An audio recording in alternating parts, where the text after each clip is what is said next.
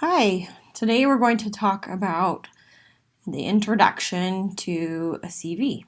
Basically, we want to help you understand what a CV is, why someone would use it, and begin the process of creating your own CV.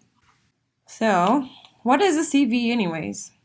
It's called a lot of different things. A curriculum vitae, a vita, a CV for short. There are a lot of nicknames, but they all mean the same thing.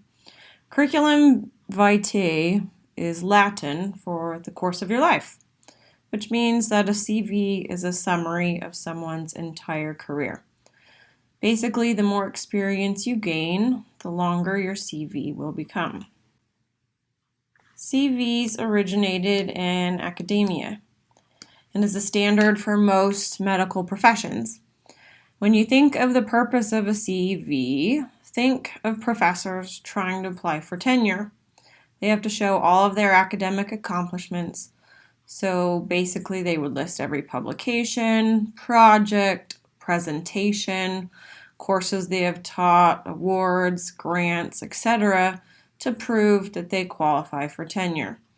Thus, the CV is a running total of their qualifications, and hence a CV can and should be a couple to several pages long.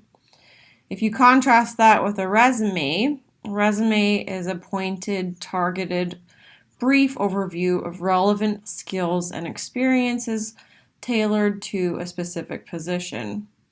A resume is typically 1 page long, sometimes 2 pages long for someone with much more experience.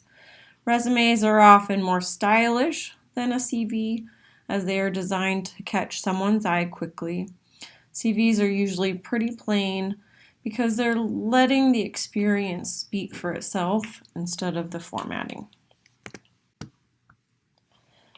So, what does someone include on a CV?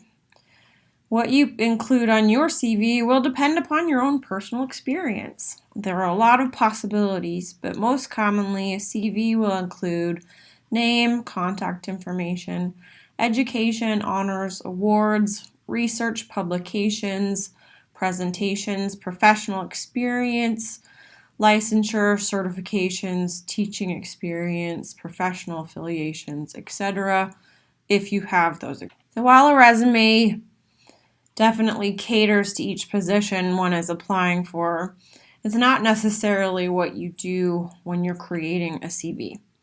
But you might decide to rearrange some information or emphasize different points based on what you're applying for. For example, if you're applying for a pediatric position, you might want to make your experience working in a day camp with children more obvious. Or maybe you speak Spanish, so you might decide to make that skill more prominent if you're applying for a position that asks for a fluent Spanish speaker. So let's get started on your CV. So first of all, I want you to take a moment to list all of your qualifications. Beginning a CV can be overwhelming and time-consuming, especially if you have a deadline for applying for a job. So that's why we're starting your CV now. When you're not applying for jobs yet, you're just getting started on your rotations, and that's your focus. And we will also finish your CV in small, manageable pieces. So list your qualifications, your experiences.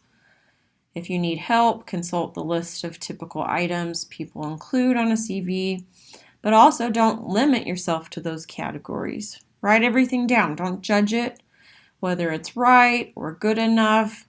After you have your list, then you can decide what's most appropriate to include, what maybe isn't as relevant or as important, and we'll go from there.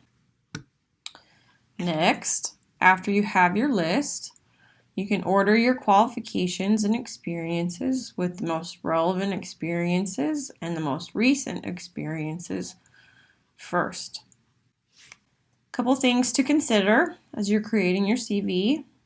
First of all, keep it simple, but inclusive and concise. You're probably saying, what in the world? What does that mean?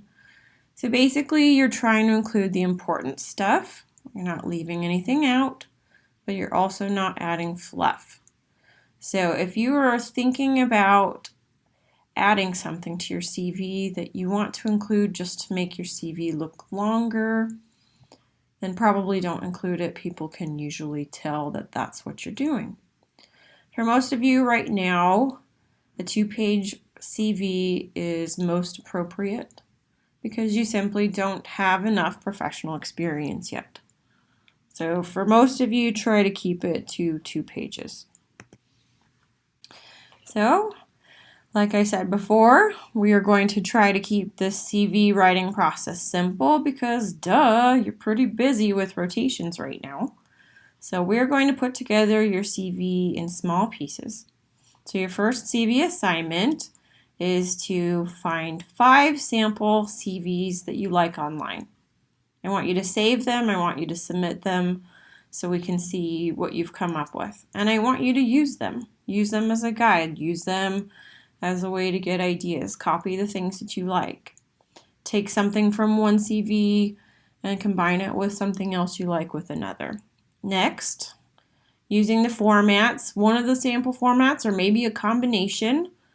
And by the way, do not use a template from Word or anywhere else. They're ugly, they're terrible, everyone hates them, they can tell you've used it, so just avoid templates, they're terrible. Okay, so use one of the sample formats or, like I said, a combination to start your own CV.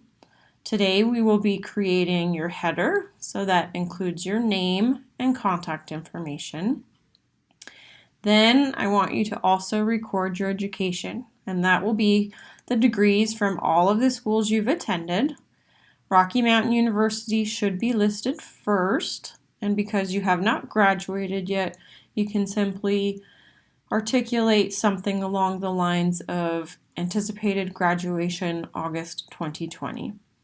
And that's all for today, keeping it simple. So what I'd like you to do is submit the 5 CV samples that you like and the beginning of your CV, and you're done. Good luck with rotations, and we'll talk to you next time about how to add to what we've started today.